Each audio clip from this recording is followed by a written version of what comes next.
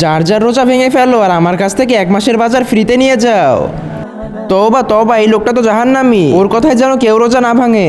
রোজা ভাঙলে পুরো মাসের বাজার পাওয়া যাবে একদম ফ্রিতে।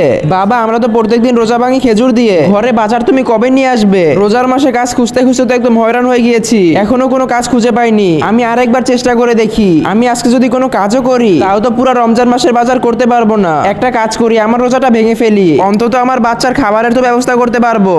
দেন ভাই এই বোতলের পানি, এই পানি খেয়ে আমি আমার রোজা ভেঙে ফেলতে চাই। আপনি কি সত্যি আপনার রোজা ভেঙে ফেলবেন?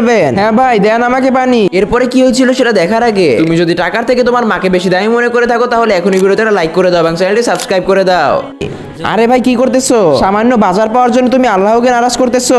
আরে ভাই আমার কষ্টটা বোঝার চেষ্টা করে। আর এই রোজাটা আমাকে ভাঙতে দিন। আরে ভাই আমি কারো রোজাই ভাঙতে চাচ্ছি না। আমি তো শুধু দেখতে চেয়েছিলাম যে মানুষের ইমান এখনো ঠিক আছে নাকি নাই। আর ভাই 1 মাসের এই রমজানের বাজারটুকু আপনার কাছে রেখে দেন। আমি বুঝতে পেরেছি আপনার কোনো না কোনো সমস্যা রয়েছে। শুক্রিয়া ভাই। আরে কোনো ব্যাপার না, কিন্তু সবসময় একটা কথা মনে রাখবেন, যে যাই বলুক রোজা কিন্তু ভাঙা যাবে না, কারণ আমরা আল্লাহর হুকুম পালন করবো, কোনো মানুষের নয়।